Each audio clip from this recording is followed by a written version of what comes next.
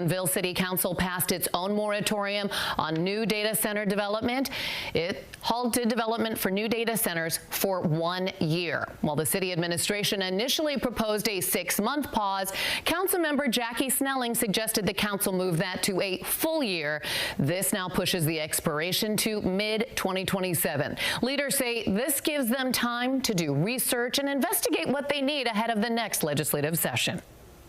But a data center could be located basically in any zone that is industrial. So what that means is, and that we have industrial zones that are adjacent to residential zones, whether they be R1, R2, R3, or a multifamily. So that is a problem under our zoning code that the moratorium allows us to address that. New Albany has passed its own temporary moratorium on data centers, while Charlestown leaders debate adding an ordinance after they approved a new data center to be built.